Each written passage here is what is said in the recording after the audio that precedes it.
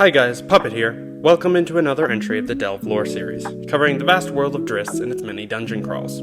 I like rocks, and by the end of this video, I hope you like them too, because today, I'm going over Delve's mineralogy, which I've combed over with a good degree of realism. This video should in theory work with some scientific accuracy within the realm of fiction, combined with the fantasy aspects of the Delve setting. To clarify, I'm not a mineralogist nor an expert in a scientific field, merely an observer and self-taught nerd. The data and scientific information used here today I cited from sources I found myself, mostly some beginner mineral videos that help me flesh out the topics I'll be going over today. I've linked them in the description of this video for you to use. Secondly, even though I'll be using some scientific facts and data to make the lore realistic, most of it will be made in the context of fantasy fiction. So science to the point that it could work within the Delve setting, science coupled with storytelling and fantasy elements. For example, the periodic table used in Delve varies from our very own, having replaced some of the element names and increasing the number of elements from our own. I don't have this table today though, because I haven't finished it.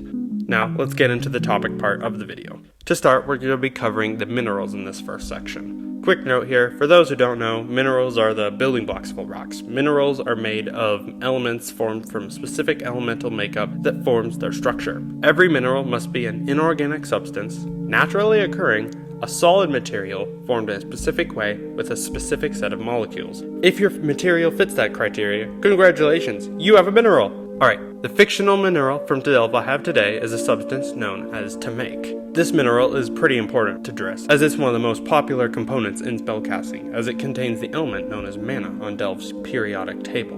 The mineral to make has been used in Delve for eons amongst mages, as its makeup is formed primarily of mana particles, the highest concentration of which of any minerals on the plane of Driss. Even before the mass mage dispersal in the 5th era, to make was heavily used by individual wizards and spellcasters. They would ground down the rock into a powder and capsule it for easy transport and use. In the current 5th era, one can find to make powder in most mage shops in major cities. To categorize to make, one should look out for the following indicators. I based this section on the mineral identification criteria used in the mineralogy field. First, color. To make comes in a variety of rich coppery reds to magentas and purples. Streak, the color in which the mineral leaves when scraped off into a powder, comes off as a coppery orange and red color. Luster determines how light reflects off the surface of the mineral. To make itself is identified by viewing it in canyon cliffs and rock formations where its speckling shards reflect off sunlight across its surface.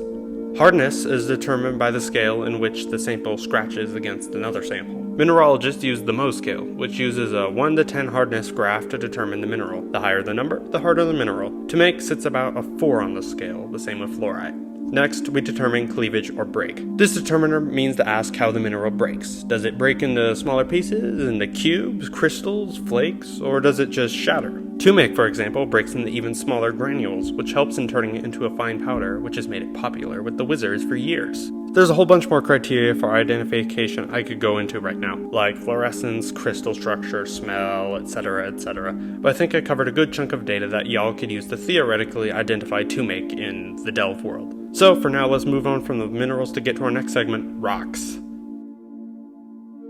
Covering rocks, I'm fairly sure everyone is well acquainted with what a rock is. Collections of minerals formed together under intense pressure, heat, and erosion. We can go over a few categories of rocks though. The three basic rock types are igneous rock, which are formed from molten lava and magma cooling, metamorphic rocks, formed from intense pressure and direct heat, and sedimentary rocks, which are formed from smaller rock particles fusing together into one base rock. The fictional Delve rock I'll cover today is an example of a metamorphic rock, known as Softsun. It resembles a dirty-looking marble formation with muted colors. The rock has a history, going back before the era's time period. It was a popular decorative rock that had its uses in architecture and design across the old world.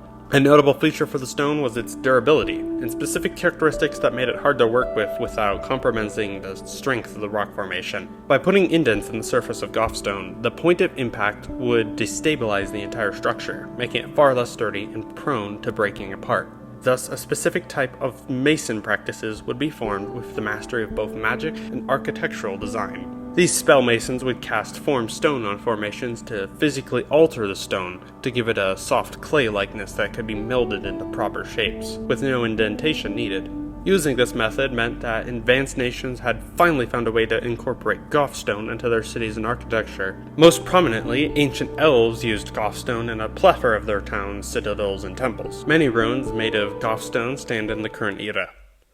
As we close the video, I'd once again like to say that the fictional aspects I used here were not based in any kind of science. I only based the mineralogy and the rock formations on scientific facts. Most of the work here is fantasy make-believe and not real in any shape or form.